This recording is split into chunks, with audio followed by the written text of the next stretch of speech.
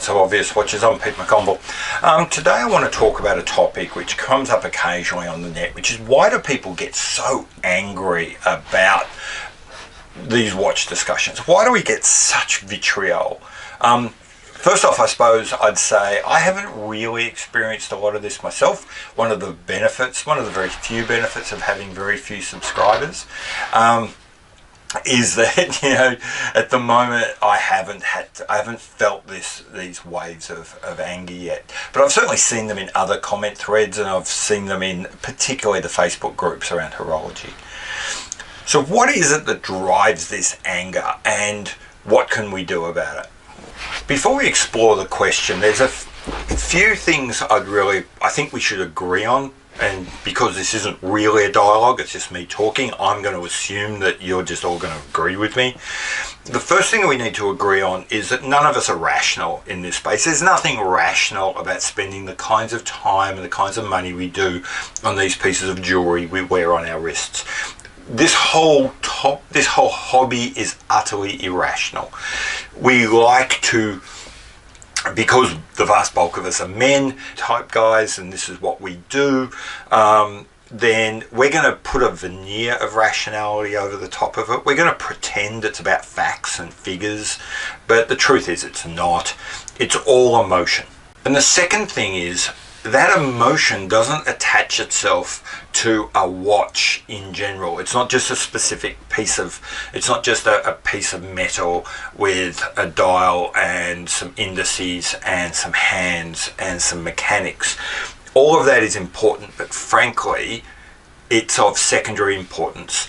The single most important thing that drives our emotion is the brand that's printed on it. There's a reason every watch has a brand that's printed on it. There is a reason that companies spend billions of dollars every year in advertising and PR and brand management. It is because brands matter. We don't attach ourselves to pieces of metal. We attach ourselves to pieces of metal with a brand. Getting all technical, the link between individuals' identities and brands have been established for a long time. But really, the science of this started to lock in during the 1970s, when psychologists began to realize that the relationship between a person and a brand is a way of that person reconciling the difference between who they probably are and who they think they should be. So I might think that I should be someone that's more interesting, that's more daring, that's more risky, more risk-taking than I really am.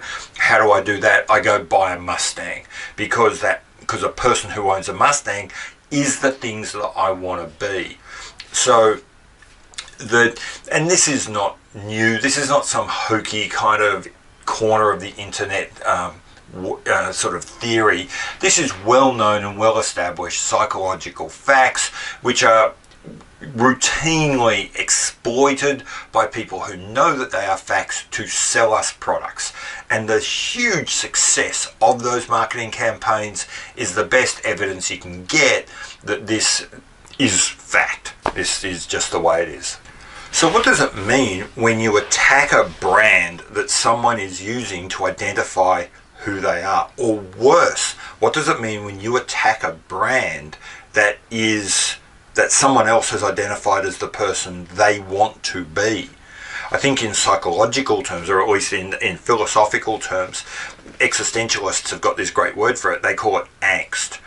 You are now threatening their identity. You are threatening the very basis of who they think they are. And when you start thinking about that, put that in perspective. I'm now threatening the very basis of, I'm taking everything you think is good about yourself and I'm saying that is bad, that is something you should avoid being. How do you think people are going to respond to that? Now, the vast bulk of us don't respond badly. The vast bulk of us shrug it off and just say, put it down to a matter of opinion. And I've got issues with the idea of just saying something's just an opinion, but we'll put that aside for the time being. We'll put it down to a difference of opinion. We'll put it down to just a different set of values. Most of us will just move on with our lives and get over it. But some people won't. I'm not going to go into why they won't. I'm not a psychologist. I'm not going to say why some people if it's a self-esteem issue, if it's a self-hatred issue, I don't know. What do we do about it? I'm not really sure. I think being authentic and honest and open about our feelings probably is more important than worrying about what a few nut jobs on the edges of the internet will think when I say something about their watch, and the idea that I'm going to not say honest things about what I see in a product because some nutbar is going to get all loopy about it is kind of offensive to me.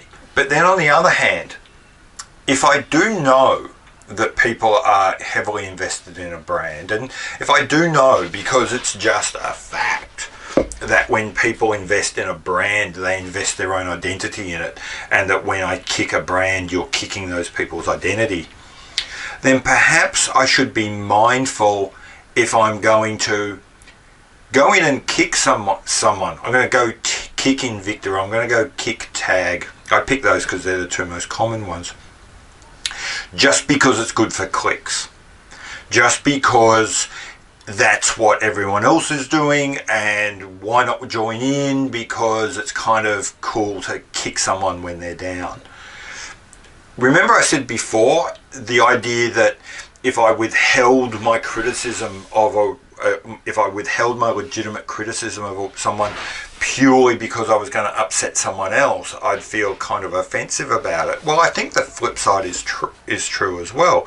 If I go in and give a brand a kicking because I know it is going to upset those people, perhaps even go further than I truly believe is warranted because I want the clicks, I want the clickbait, I want the outrage, I'm probably as offensive as if I'd withheld my my criticism. In fact, I'm probably worse because I'm now kind of deliberately hurting someone for my own benefit. And that's just being an arsehole. It's an interesting question about why do watches seem to be so bad. The first thing I'd say is I'm not sure if watches are uniquely bad. One of my other hobbies is photography, and you should go check out the forums on a place like DP Review. They are the most toxic places I've ever been. They are quite similar though to some of the Facebook horology groups, which is why I don't play there much either.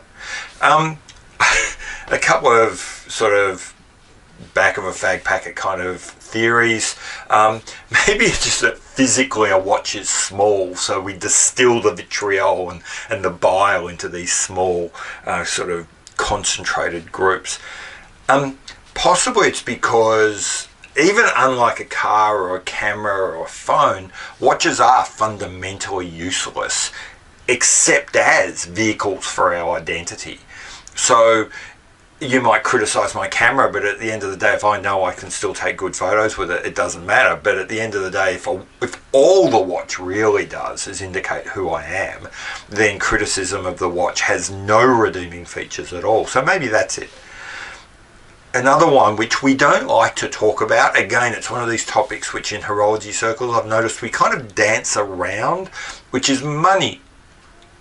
To criticize someone's choice of watch, to criticize what the watches that they can buy, even to withhold praise from the watches that someone has, is inherently saying something on the basis of money, is kind of inherently a little bit classist, and is kind of inherently, if someone is very conscious of their social status, is going to be doubling down on that. And unfortunately, the hobby of watch collecting and having money and where you fit in the two is intrinsically linked. You're never going to get away from that. I think maybe the last thing I'd say is that watches are perhaps one of the only mechanisms that men routinely have for expressing themselves through their clothing or their jewelry at all. Jewelry for men, whether it's earrings, nose rings, brow rings, kind of comes and goes, but watches are constant. Our clothing doesn't really change much. Take 10 men, put them in an office, they're probably all wearing plus or minus 5% the same clothes. The watch is your one opportunity to really express who you are.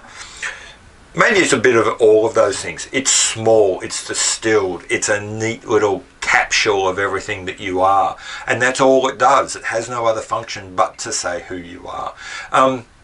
And by saying every watch has a quite clear monetary value. So not only is it saying who you are, but it's often saying what you can afford and where you fit in society.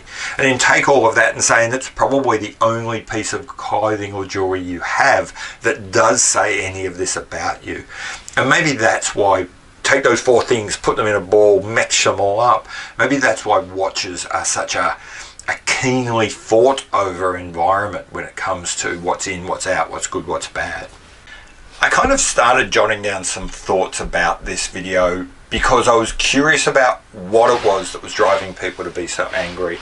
And then as I started sort of coming up with some ideas, which I've been talking about today, which is these ideas of identity and brand and association and value, and then the destruction of someone's identity by criticizing the brands that they're invested in, I began to think, well, I can't change that. I'm not going to stop talking about watches for fear of offending people, but I think I will just be doubly careful that I'm being authentic. I'm being truly authentic when I talk about watches and when I say, when I give my opinion on a watch, to make sure that I'm mindful of the fact that out there somewhere is someone who loves this watch and that my words may matter to them, and that I'm not going to deliberately go at it. I'm going to be careful not to deliberately hurt someone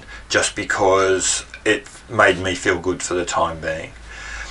Maybe that's the best we're going to get.